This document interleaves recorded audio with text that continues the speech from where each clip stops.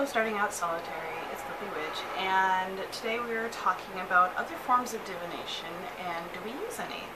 And this could be anything from runes, crystals, scrying, pendulums, whatever. So I will share 3 of the things I do. One of the things that I'm sure you're not shocked about is I do use crystals. This is my onyx orb that has the most intense energy ever on the planet Earth. No, it's the one that gives me the strongest amount of, I don't know, I like saying jujus just because, I don't know, it makes sense to me. It just has a lot of energy in it, and it's a very intense vibration. I use crystals in my readings. I don't use crystal grids, though I may in the future. I don't think you need to lay them out in a specific area for them to work hand in hand. I think you could lay them in a line and that would work just fine. Some people put crystals in their water, they put them in a variety of other things. Sorry, I'm hearing stuff. But I definitely use crystals in a lot of the things I do in my my pack, and this one would be my main one. Particularly like trying to meditate, or what would equate to meditation, although trying to put this anywhere on a table just doesn't want to work. Alright, and tea leaves. Now, everybody knows I have a pretty severe visual impairment, and anything requiring sight needs to be adapted for me. Like with reading my deck of cards or anything like that, I generally have to use my big CCTV magnifier or my phone to magnify to read it, or I just can't. So anything like scrying, anything that really requires vision, I can't do. Though I would like to. But anyways, tea leaves. The alternative to that is my tea leaf fortune card thing. And I'm not going to open it because it's got a bajillion freaking cards, but basically it has 2 ways of reading it, although I believe you can read it in whatever fashion you want.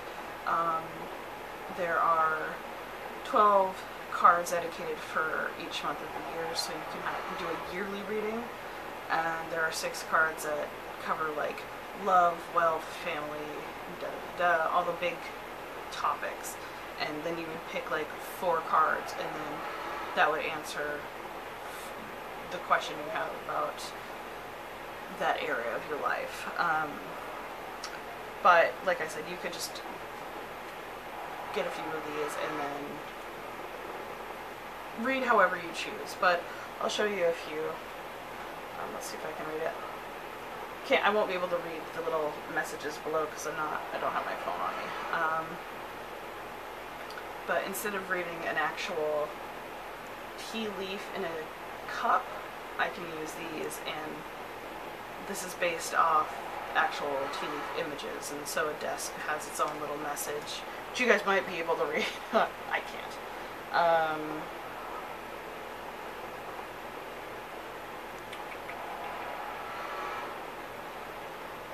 think that says caterpillar. Again, it's kind of difficult with my lack of vision. That says crown.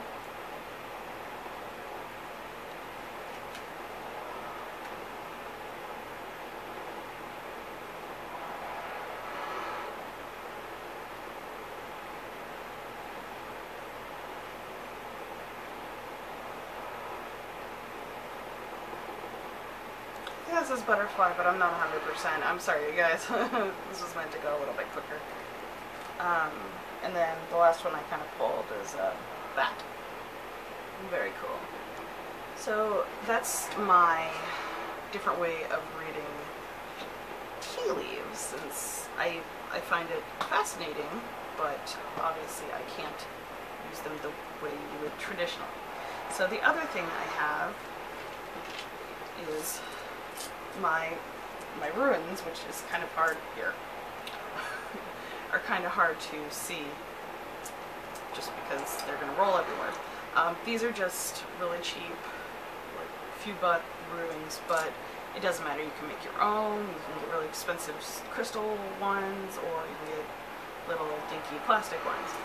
So in essence, what you would end up doing is, the main way I've seen people do it, and myself, is you shake up the bag, you dump the bag out, any of the runes that are face up, you separate from, or basically anything that's face down you take out, and whatever you have left is the message, and then you kind of read in order, and that'll answer whatever the question is you have. I used to read these actually pretty regularly, but I don't know, I just haven't, I'd say it's probably been a year, honestly, since I've actually used them in any real sense.